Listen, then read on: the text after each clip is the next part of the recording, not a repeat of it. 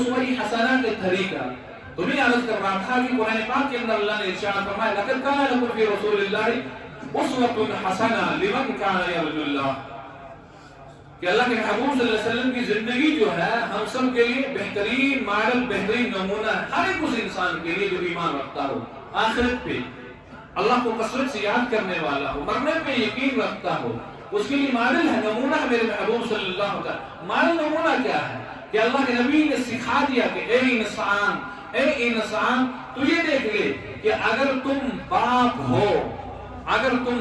ہو تو محمد عربی صلی اللہ تعالی علیہ وسلم کی اس زندگی کو دیکھ لو کہ نبی علیہ السلام کیسے والد محترم تھے اپنے گھر۔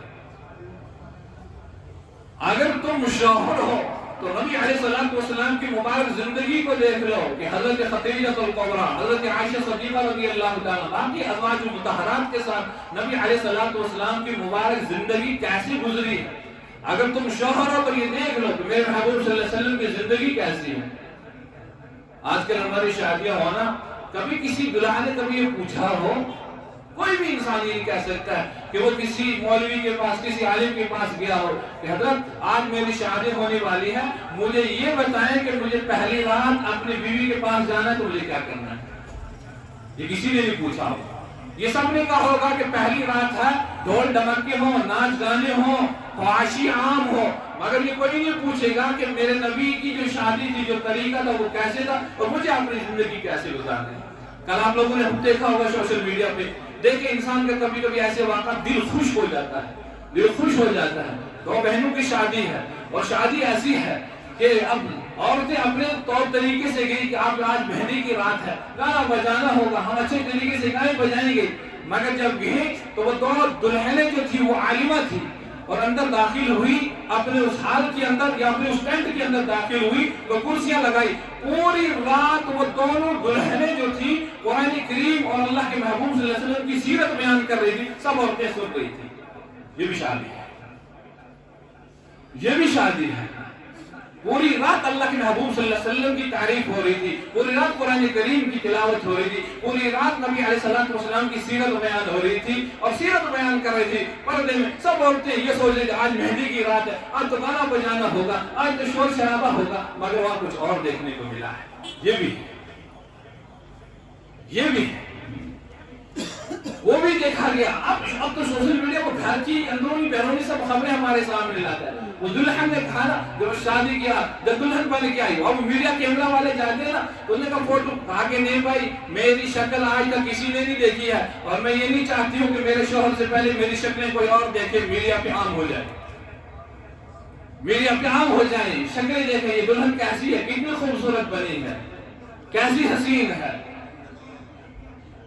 تو یہ بھی ہے کہ اللہ کے نبی صلی اللہ علیہ وسلم، اگر تم نبی علیہ السلام کے طریقے کو دیکھو گے تو لقد کان لکم فی رسول اللہ اسوۃ حسنہ، اس چیز کو بھی دیکھو۔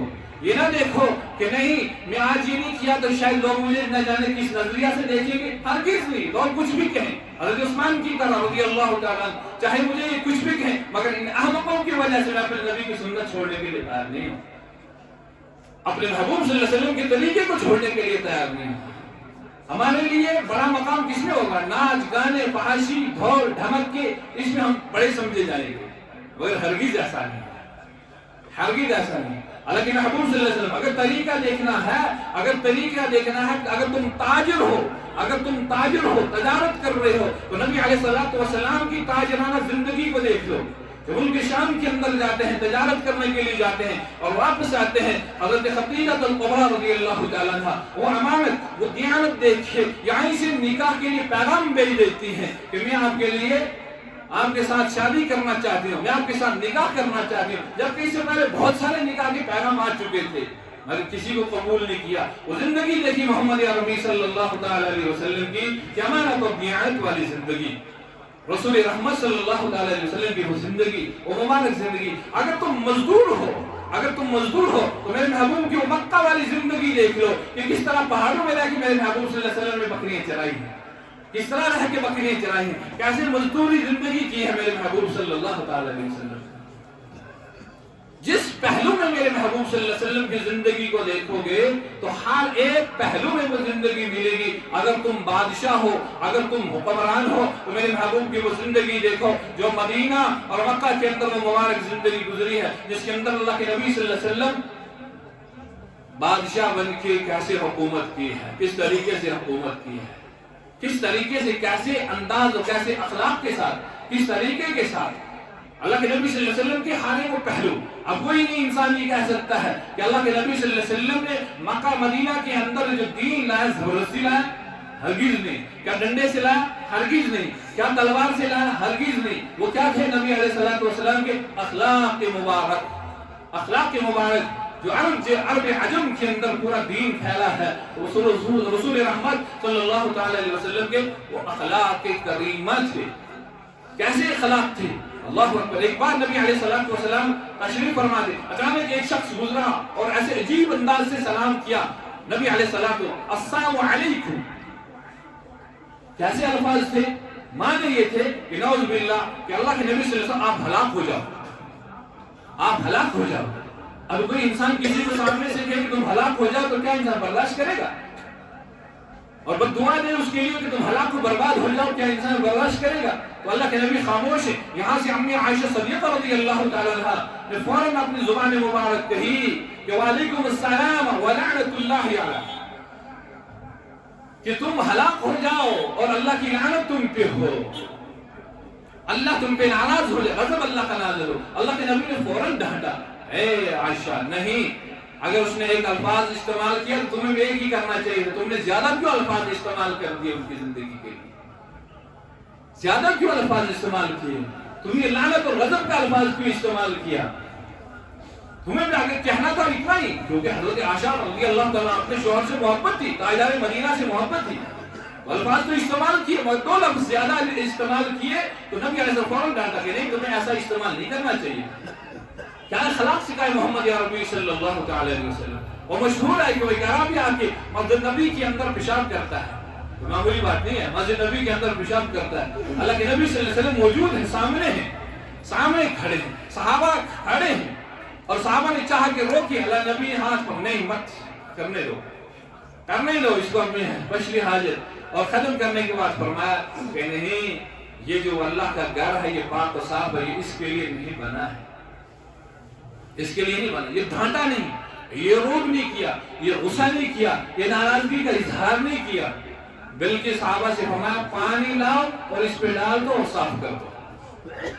پانی لاؤ اور اس پہ ڈالو، استعمال کرو. کہاں چلے گے ہمارے اخلاق؟ کہاں چلے گے ہمارے وہ چیزیں؟ ہم تو ایک ذرا چیز دے کے برداشت نہیں کر سکتے، ایک ذرا چیز دے کے برداشت نہیں سکتے. اسی لیے صحابہ کی زندگی کے اندر ایسی چیزیں کہ انہوں نے اپنے محبوب صلی اللہ علیہ وسلم کو دیکھا اور اسی نرمی سے پیش آئے، اسی طریقے سے پوری کائنات کے اندر بھی دین پھیلا. وہ یہ کہ اخلاق مبارک رسول رحمت صلی اللہ تعالی علیہ وسلم. اس لیے فرمایا تو حکمران ہو، تم ملازم ہو، تم کسی بھی پیشے کے اندر کام کر رہے ہو تو وہاں دیکھ لو کہ میرے محبوب صلی اللہ علیہ وسلم کی سیرت ہمیں کیا کہہ رہی ہے، نبی صلی اللہ علیہ وسلم کے طریقہ ہمیں کیا کہہ رہا ہے، نبی صلی اللہ علیہ وسلم کے اخلاق ہمیں کیا کہہ رہے ہیں، ہمیں کس طریقے سے کس کے ساتھ کیسے گفتگو کرنی ہے، چھوٹے اور بڑے کے ساتھ کیسے بات کرنی ہے، احترام کے لحاظ سے ہمیں کس طریقے سے پیش آنا ہے. اگر تم ہمسائے ہو تو نبی علیہ السلام جیسے ہمسائیگی دیکھ لو کہ نبی علیہ السلام نے کیسے کی ہے، کس طریقے سے کی ہے. اور اگر تم دوست ہو تو محمد عربی صلی اللہ علیہ وسلم کی دوستی حضرات صحابہ کے ساتھ دیکھ لو کیسے تھی. کون سا پہلو ہے جو نبی علیہ السلام کا ہمیں نہ ملے زندگی کے اندر؟ اسی لیے نبی علیہ السلام کی ہر ایک چیز کو اپنے صحابہ اپنے سب کچھ قربان کر دیتے تھے، مال جان اولاد. یا ایک موقع میں اللہ کے نبی صلی اللہ علیہ وسلم پھر جب قرآن پاک کی وہ آیت نازل ہوگی نا، سورہ مائدہ کی، کہ جس کے اندر اللہ نے اپنے محبوب صلی اللہ علیہ وسلم کو فرمایا کہ جو یہ شراب آیا ہے اب یہ حرام ہو چکا ہے. اس سے پہلے تو کھلے عام پیا جا رہا تھا.